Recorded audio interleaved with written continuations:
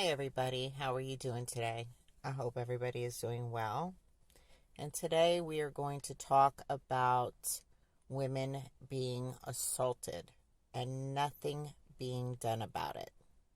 And they are being assaulted by men. And we're going to watch many clips. This is going to be a little bit of a long one because I want everybody to see that nothing is being done while men are assaulting women. And I remember a couple years ago when, rioting and violent behavior was, where people were ending up shot with balls, tased, arrested. Even peaceful protest was a risk of something bad happening to you. Yet, these men are showing up and protesting in very violent ways and striking women, even elderly women, and nothing is being done. The police will not participate, and the police are actually scolding the real women. I'm sorry, my alarm on my watch is going off. And also, walking away, absolutely walking away while women are being battered. These are arrestable offenses, all the way up to felonies, and nothing is being done. Us women are no longer being protected as men make their way to erase us and abuse us and spread lies about us and call us nasty names. Nothing is being done. Are you women willing to continue to put up with this? This is the discussions that I want to have. And I'm actually going to set up a phone line where you can call in and discuss this with all of us.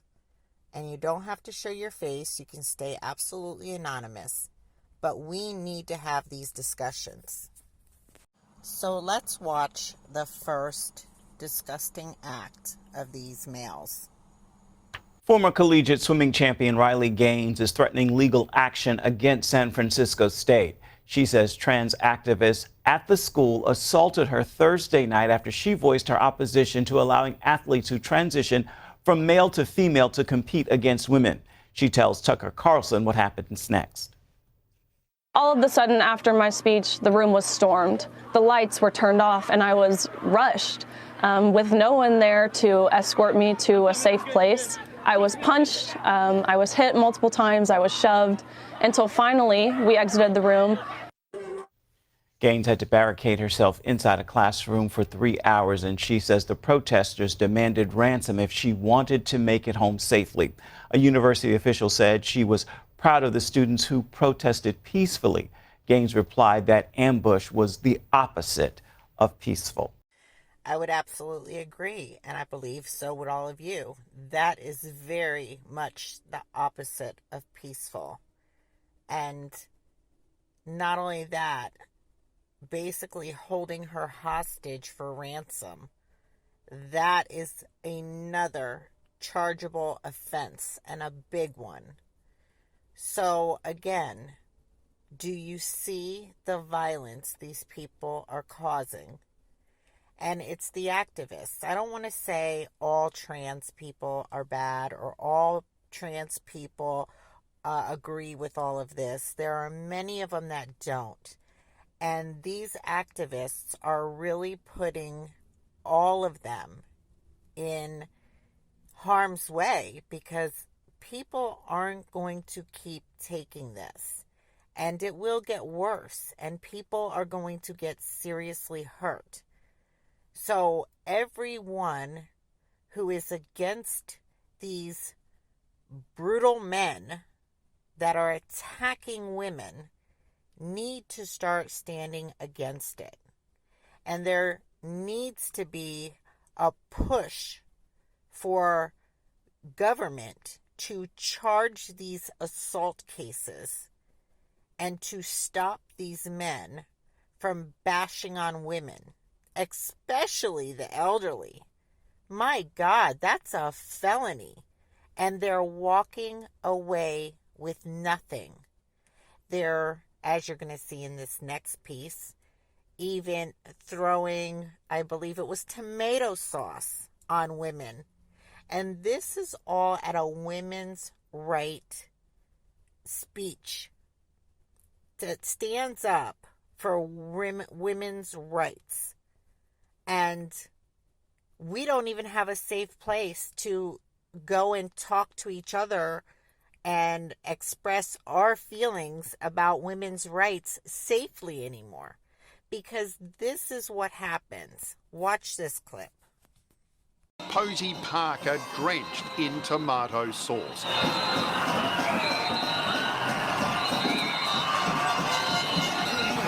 Her Let Women Speak event swamped by thousands who claim she's anti-transgender rights. She abandoned the rally, leaving under police escort. Earlier, she told her live stream she was scared. I've genuinely never felt so unsafe in my life, ever. After Nazis attended her Melbourne rally and police removed Independent Senator Lydia Thorpe from her Canberra event, New Zealand trans rights activists failed to stop her entering the country in the courts. So instead, they stopped her Auckland speech. Get out of New Zealand with these people. They don't belong here. Trans people belong everywhere. Fascists don't.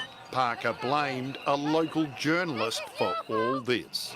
You told everyone I was a Nazi, you lying piece of shit! Her supporters insist she's not a Nazi. I've come to support women and the protection of women's safe spaces. Both sides clashed as Parker told police of more danger. Somebody put a threatening note through my door in my hotel today. Tomorrow's event in Wellington now cancelled. So what that person was saying was that trans belong everywhere now and women don't belong anywhere because we deserve and want our rights. And because of that, now they are calling us fascists. And they are going to take them from us with violence. If they can't stop you any other way, they are going to put the fear of God in you, or the fear of the devil, I should say, and they are going to batter you and abuse you and possibly hold you for ransom like they did in the first story.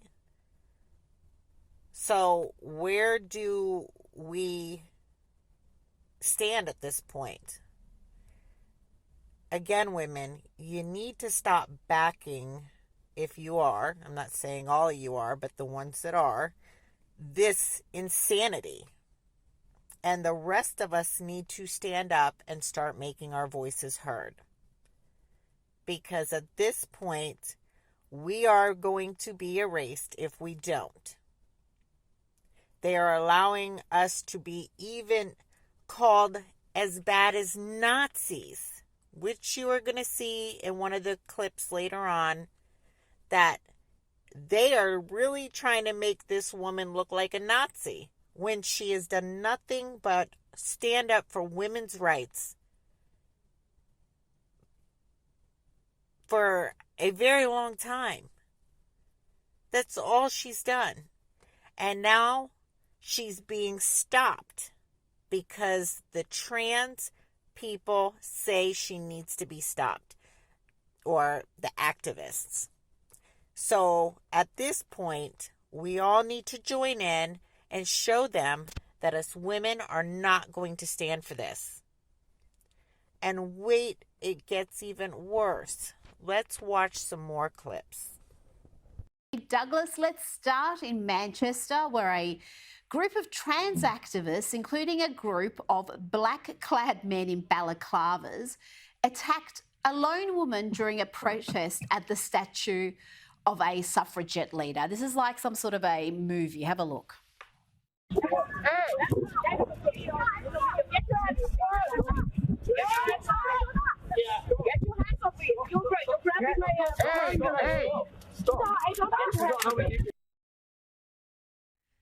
Now, if that spectacle wasn't bad enough, Douglas, police were there. They watched that happen. They saw a woman being manhandled by men, including men in balaclavas, and then they did nothing to stop that, but they did appear later to go and have a stern word to the victim.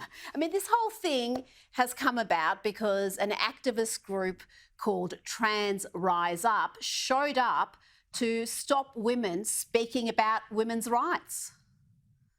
It's just amazing, Rita, isn't it? It's like that comedy sketch from some years ago where two Nazis in the trenches both look at the skulls on their caps and turn to each other and say, do you think maybe we're the bad guys? You know, Yes.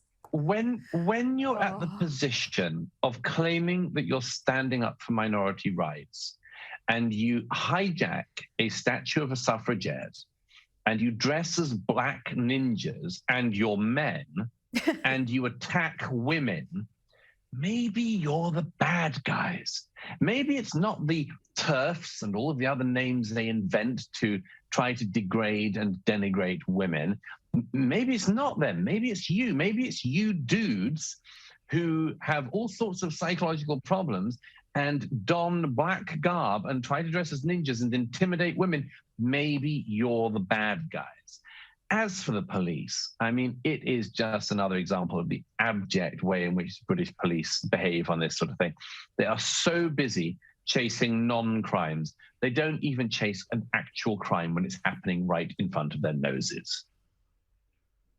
In front of their noses. I mean, if you look at the longer video, you see the police officer standing a couple of metres away from that scene we just showed you with that poor woman having multiple people intimidating and manhandling her. But there is, Douglas, definitely a split occurring in the feminist movement with those who see the clash between trans rights and women's rights and those who are very much on board with the trans agenda. And I would say that latter group is the much bigger and more influential group. That's possible. You can always tell somebody who knows nothing about this subject when they say it's straightforward and there's no problem with trans rights. There's people who say that and just haven't thought about this for a moment. Very, very clearly by now, as I say this for like the slow learners at the back of the class, like the people who dress as ninjas, very clearly by now, there are conflicts between women's rights and some trans rights. Definitely, definitely. And so the people who sort of pretend that it's just women who are being slow or in some way are being sort of deliberately bigoted and standing up for women's rights, those are the people who haven't thought about this at all. It's perfectly clear. It's been clear for years. This isn't a straightforward rights fight where you start with, as a suffragette, you go through women's rights and the rights of women to gain equal standing and privileges in society, and then you just immediately go on to trans rights. It's not like that at all. Trans rights run clearly counter to some very crucial women's rights. And anyone who doesn't understand that by now is either, as I say, one of the slow kids at the back of the class, or, as in this case, men who want to bully women and have found a really brilliant new disguise for doing so. That gentleman said so many facts and truth and amazing explanations and statements of what is going on. And the last statement was absolutely the nail on the head. These men have found the best disguise to railroad women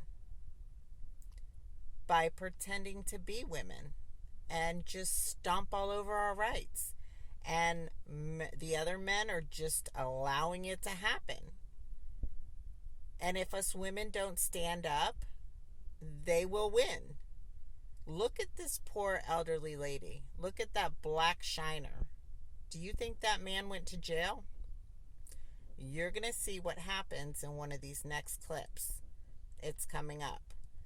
But I also have a couple more clips of, like I said, them talking about them trying to call us Nazis and fascists and this and that. You're going to see how many different ways they are trying to railroad women into giving up the fight for our rights. And again, women, it's time to stand up. This too must come to an end. 2 days ago in Auckland, New Zealand, Kellie-Jay Keen, a women's rights activist, was physically assaulted at her Let Women Speak event. She had called it Let Women Speak because she believes that women who have concerns about their sex-based rights are often silenced. And in an effort to disprove her arguments, large groups of angry men turned up to stop her from speaking. Here's an example of some of the protesters in action.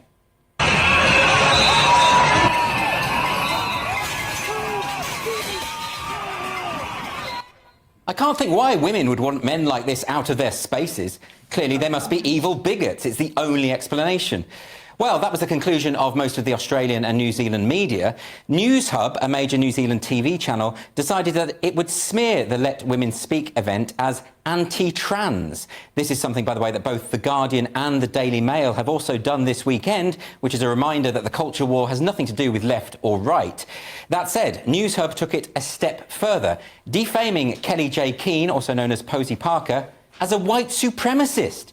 In other words, rather than engage in actual journalism, they uncritically repeated the accusations of the most dishonest of Keen's critics. Great job, guys. Here's what they had to say. Immigration New Zealand has decided to allow the controversial anti-trans campaigner known as Posie Parker into New Zealand.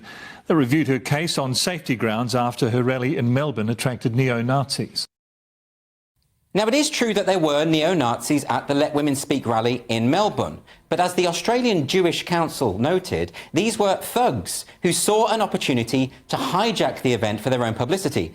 In fact, the neo-Nazis were clashing with Socialist Alliance, a supposedly anti-fascist group, who nonetheless seemed to be more concerned with shutting down a women's gathering than confronting, you know, the actual fascists. And yet, because these opportunistic neo-Nazi miscreants had gatecrashed the event, the Australian media conflated them with the women, claiming that they were allies. Because, of course, fascists are well known for their profound concern for women's safeguarding. Anyway, let's get back to Newshub and their incredibly sophisticated journalism. Has issued direct threats to the Prime Minister. I tell you what, Chris. Using a hand signal linked to white supremacists, which we've chosen to blur. Revoke my visa. At your peril. Wait, what? Kellie-Jay Keen has previously described white supremacy and racism as having no place in a civilised society. So if she was lying about that and wanted to keep her evil views secret, why would she start making overt white power gestures with her hand? None of this makes sense until you take away the blurring effect that Newshub have put on the clip. Newshub would like you to believe that this is the OK symbol, which has been co-opted by certain far-right groups. But when you watch the original footage, you can see she's just adjusting the zip on her top. Let me just tell you this.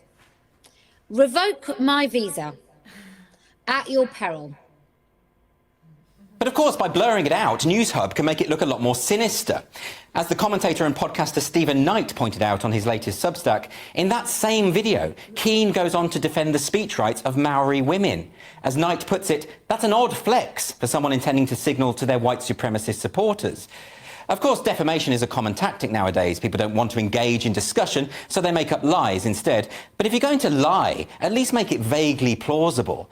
Newshub are openly misleading their viewers, presumably because they think their viewers are too stupid to know how to use a search engine. Well, job done. The lies have been spread, the temperature has been raised, and this is the result.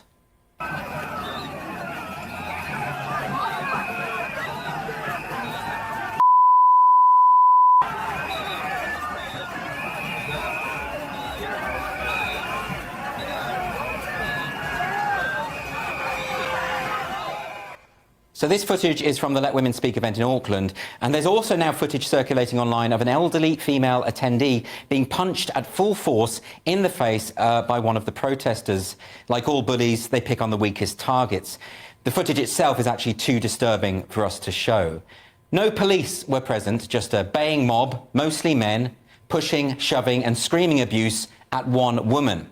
If the stewards hadn't been so courageous, Keane could have been killed.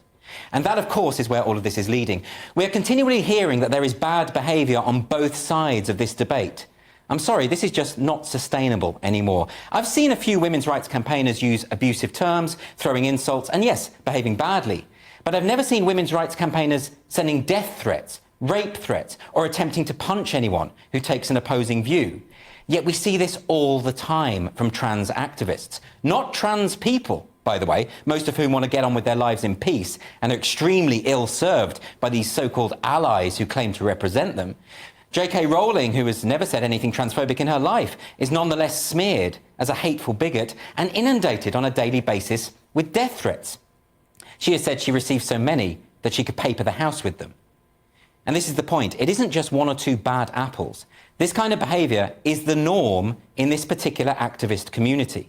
If you don't believe me, you can take a look at the website turfisaslur.com, where you can see hundreds of screenshots of violent threats and imagery against women campaigning for their rights. I won't show the worst ones here, they're far too disturbing, but here are some of the milder examples.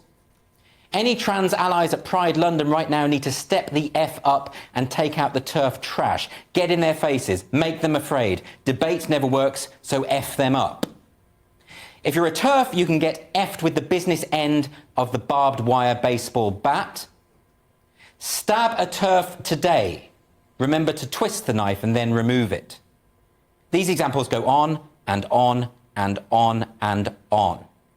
And you know who doesn't post messages like this? Women. And yet many of the people issuing these threats want us to believe that they are women. It's hardly the most persuasive tactic. Here's what one activist wrote after watching the violence in Auckland. I got turned on today watching the fear in Posey Parker's eyes. She actually was fearing for her life. And you know who doesn't get sexually aroused by mob violence? Women. And most men, as it happens, but definitely not women. And yet so many mainstream commentators refuse to condemn these activists. They think this is simply a fragile, marginalised group standing up for themselves. A group so marginalised that they have the support of all major corporations and public institutions, are able to call on the police to arrest those who refuse to use the language that they demand, and are able to bully and physically assault women who are gathering peacefully to express their views. And the media and political class cheer them on. And this is entirely backward, and it has to stop, because somebody is going to get seriously hurt. Look at this post from a couple of days ago by Stephen Shaviro, an academic at Wayne State University in Detroit. So here is what I think about free speech on campus. Although I do not advocate violating federal and state criminal codes, I think it is far more admirable to kill a racist, homophobic or transphobic speaker than it is to shout them down. That's an actual professor working at an actual university. Now, there are many obvious objections to this. Firstly, that murder is never justifiable. Secondly, it's probably not a great idea to be openly advocating for murder on your Facebook page. I mean, it's not a great endorsement for the institution, is it? Come to Wayne State University, kids, where you can be taught by total sociopaths. But what Shaviro fails to take into account is that virtually everyone who is branded a racist, homophobe or transphobe these days is nothing of the kind. And in that context, when these terms are so misused so often, surely it's a little unwise to be claiming that murdering anyone so described is admirable. And the history books are full of this kind of thing. People demonising certain groups as subhuman in order to justify appalling violence and atrocities. If you call someone a TERF, they're no longer a human being. They're a cockroach, and cockroaches can be crushed. We are dealing with an ideological movement which is largely composed of fantasists who see Nazis in every shadow, who monster anyone who doesn't think it's fair for women to compete with biological males in sport, or anyone who doesn't think violent male rapists ought to be accommodated in women's prisons, or anyone who understands that sex is binary and that speaking the truth still matters. In other words, the people these activists consider to be mortal enemies, these Nazis of the imagination, comprise the overwhelming majority of the public. And that's a lot of Nazis. And this is the context in which Kellie J. Keane has been smeared, first by activists, then by the mainstream press. We are told that women's rights is a Trojan horse for fascism. And this misapprehension was made explicit in this cartoon in the New Zealand Herald. Here you can see Kellie J. Keane depicted as a large wooden horse surrounded by neo-Nazis. I have to say, I don't think this cartoonist understands what a Trojan horse is.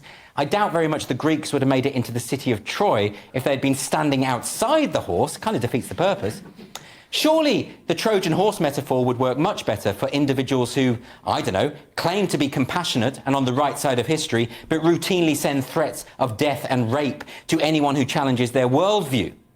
Gender identity ideology is often presented as sweet and cuddly with glitter and rainbow flags and be kind hashtags. But like the Trojan horse, there are plenty of angry men inside waiting to commit bloody carnage. So here it is, women. This is what I want you to see and understand. How bad it is actually getting. And it's going to get worse because nobody is standing up for us women but us women. And the ones of you that aren't need to start standing up because, again, this can only get worse. Do you see the threats against us women? They are already out there beating and battering us and threatening us and doing whatever they can to scare us. And we must not be scared. We must stand up and defend ourselves and make sure the government that is supposed to protect us stands up and does the same. If not, once again, they are proven not to do their jobs or do it correctly. And then there must become change in that as well. It's bad enough our God-given rights are being attacked. Our civil rights are being attacked. But now women's rights are being attacked. It's time to stand up, women. This last clip I'm going to put in is to show you even more of us not being protected and the discussion on that and some other people's thoughts of why and what is going on and how they see it. And then, again, I want to hear from you in the comments below what you think of this. And I would also like to know how many of you are ready to stand up for our rights. Ella, I want to come to you first. So we've all seen this footage, absolutely horrific footage in New Zealand. Posey Parker or Kelly J. Keane is having this Let Women Speak event, and protesters turn up. The police are absent, and it turns violent. What is happening here? Why is this becoming more common?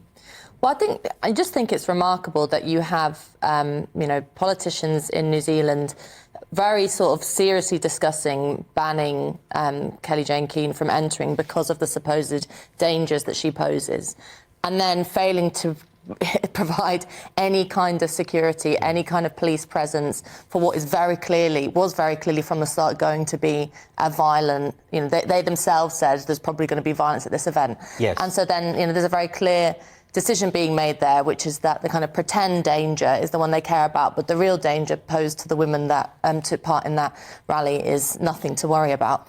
And I don't know what you call that other than a certain kind of judgment that women who hold these kind of views don't matter. I mean, Posey Parker, Kelly Jane Keane has often said that she is the wrong kind of woman, and there's a real, I think, uncomfortable question for a lot of people who are involved in the sort of gender critical discussions about the fact that she has seen the rough end of this kind of campaign for a very long time. Yes. With sort of limited solidarity, and unless women like her stick their neck out on the line, quite literally. I mean, it's remarkable reading The Guardian saying, they described what happened to her as though she was doused in tomato soup. As if it was like someone just poured a friendly can over her head. And as if this whole thing wasn't filmed and people can check it for themselves. Yeah. This was a scary, violent, intimidating event. Yeah, but I think that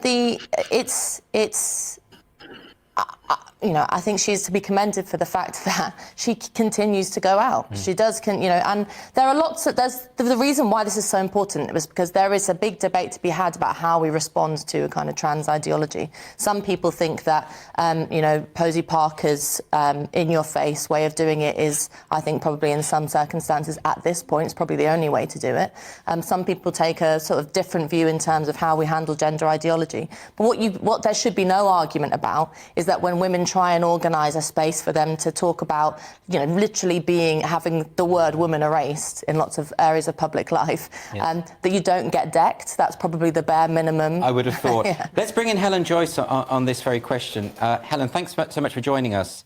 I do want to ask you about that question. That a lot of the protesters are the kinds of activists who will say that words are violence, and that Posey Parker's very presence there is tantamount to violence. And of course, this is perhaps a means by which they can justify their own authentically violent acts. I think they think that they can. Their activism is super linguistic, funnily, although it's backed up with physical violence. And they think that if they can silence you, they don't need to even turn up to a protest. And that has worked remarkably well over the last several years. I think what we're seeing now is that women standing up for their rights are starting to make some headway. So just the day before Posey was threatened so horribly in New Zealand, we saw World Athletics finally say that men who call themselves women are not allowed to compete in women's sports. And that was great. We had 24 hours of being really cheerful here and praising the campaigners who had worked so hard to make this happen. And then we see this. So I think the violence is because the silencing hasn't worked. I mean, there's a very classed way of talking about Posey. So Posey isn't invited, as I was last year, to Cambridge colleges to say exactly the same thing. I say the same thing as her. I say that men cannot be women and that women cannot have rights unless women can say that anywhere they like. She stands in a park and says it, and I've been to some of her events and I stand completely with her. I get invited to a Cambridge college. There are still baying mobs. The policing and the managing of these events is equally poor in both circumstances in this country, even worse in New Zealand, but we are doing the same thing. The people who think that Posey is maybe too populist or that she in some way brings it on herself, well, I bring it on myself too then. I stand completely with her. I'm just doing it in a different place, that's all. I mean, a lot of the violence is justified because what they say is that she is a Nazi, she is far right, and these kind of smears are used to justify the violence. I want to just bring in for both of you, there was an event today in Hyde Park. It was the monthly Let Women Speak event. It just happens to have fallen just after this event. And Graham Linehan, the comedy writer, was present, and he actually filmed the police walking away. I wonder if we can see. Okay, so I'm just approaching it now. Bunch of cops over here walking away. Look at that, walking away.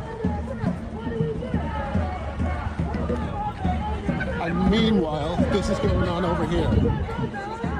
These men are intimidating women. These policemen are walking away.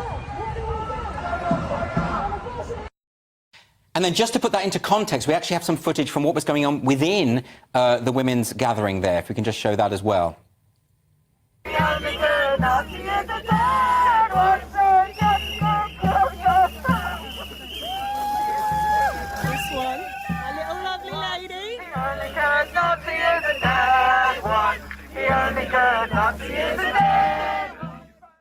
Okay, so Ella, can I just ask you about this? So there we have the people speaking at Hyde Park, Speaker's Corner, which is what it's designed for, completely surrounded by protesters chanting the only good Nazi is a dead one. It strikes me that this tactic of smearing someone as a Nazi and then using that to justify violent behaviour, that seems to be the way it's going. Yeah, well, if we lived in a kind of normal world where we didn't throw labels around like this all the time and didn't take them so seriously, you would say like, this is such an incredibly childish way of responding politically to someone.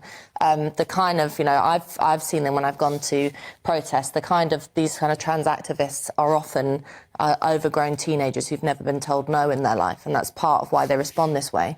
But if, the police are the people that are supposed to take seriously threats of violence. I mean, they lock people up all the time for doing very much less on social media. But they're in an awkward position now because they are supposed to be jailing people for writing limericks about trans ideology. So then it's awkward for them to go in and then arrest those very same people who are literally calling for threats on women's lives. And I think you need to make a very clear point here of saying in any other situation that wasn't related to the trans discussion, if women were being threatened in this way, it would be we would be talking about it for months. It would be all over every single newspaper. But because, and Helen makes a very good point, because it's to the gender ideology and because it's Posey Parker, who has a particular kind of, no-nonsense working class way about her that doesn't, sticks in a lot of people's craws, especially even within the gender critical movement, no one wants to know. Helen, can I ask you for your response to that? I mean, we saw the police walking away and failing to do anything about it. That was in London today. That was just a few hours ago. What's your response to that? So one of my friends was there. Graham is also a friend, but I haven't spoken to him since. And she said it was completely terrifying. They were surrounded. She got there before most other people, and there were about 8 of them completely surrounded. And then when some more women turned up, they felt a bit better. But again, they got hemmed in. The police didn't seem to care. The one that I was at in Brighton most recently, we couldn't be heard. We could only be heard on the live stream, not in person, because the shouting was so loud over us. That's not free speech. The police said apparently to the stewards today that it's the free speech of the protesters to be able to shout over women with their, the vuvuzelas and the megaphones. That's not free speech. That's the heckler's veto. They should be moved back so that we can be heard and not feel so intimidated. I should say that a bunch of women's rights campaigners and gay rights campaigners and general free speech groups like the Free Speech Union, Sex Matters, LGB Alliance and others have written to the UK government and asked it to make representations to the New Zealand High Commissioner, asking how come our citizens aren't able to go to New Zealand and be protected by the police from this sort of violent threat and then have to leave early rather than being able to exercise ordinary democratic rights to talk to each other. And I hope we get a response.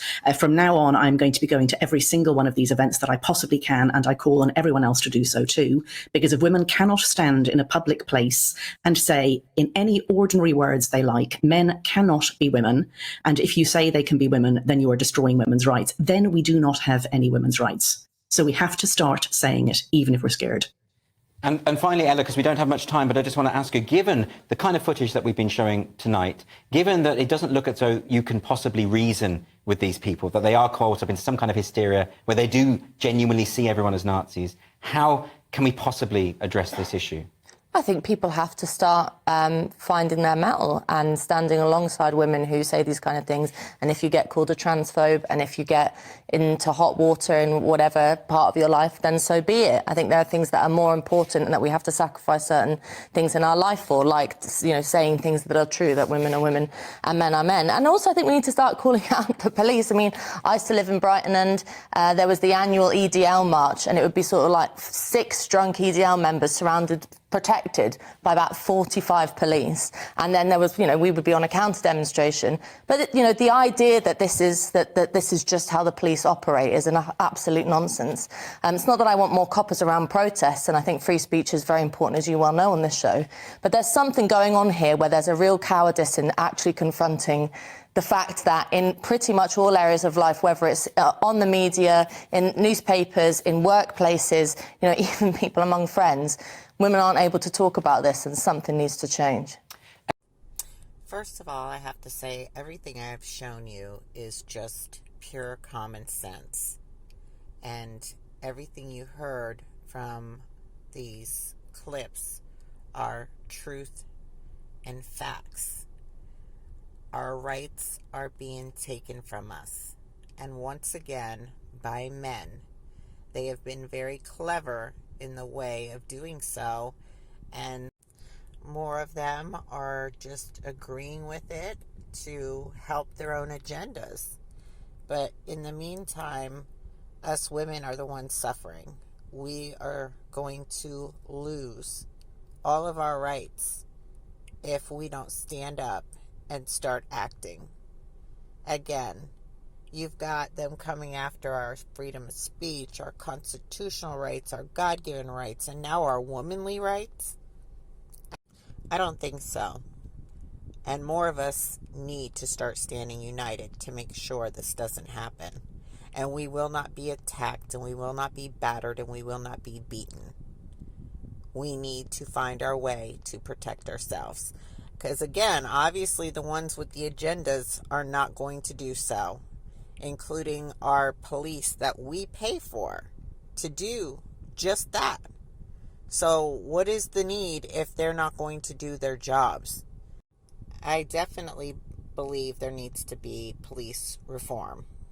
I believe they need to also know the law before they can become police officers.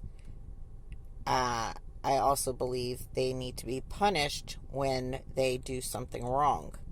There has to be some accountability, because right now we're running on egos and not knowing the law. And that is not worked in a very long time and will continue not to work. Like when you walked away from men assaulting women and didn't charge them, you should no longer have a job. And you should be held accountable for what was done to those women. This is why people need to start standing up and speaking up about what's right and wrong. Because if we don't, we all lose. And right now, we are losing a lot. And I see that Americans have got really lazy with protecting their rights. And that's why we are where we are today, in general, with everything. But again, women, right now, this is the main point. We need to stand together. We need to be heard, and we need to stand up and start making changes, because nobody's going to make them for us. And if we don't, we're in a really bad situation. I see more and more speaking out, and I want it to continue. And again, I want this channel to be where we can come on here and discuss issues and figure out ways to make these changes and discuss them and make plans for it. So I'm hoping that you all will come in and start talking and having discussions with me again, as I hopefully will be supported and grow. I am going to put a phone line in so that you can call anonymously, or if you want to give your name, that's up to you, and come on here and discuss the things that we all need to be discussing today. You know, in every situation, things are not looking good. But this is one that I am very passionate about. We women need to stand up and stick together and not let anyone trample on our rights. So please show your support. Please join my channel, and let's get to discussing what we need to do next. And let's discuss some of the issues that are going on today that are very, very important. And again, I want to discuss all the important issues, and I would love your support, and I would love your conversations. So please like, subscribe, and share these videos. Get them out there. Let's get it growing, and let's get talking. I appreciate every one of you who have joined and newcomers that are coming in. I thank you all from the bottom of my heart, and let's get talking. Thank you.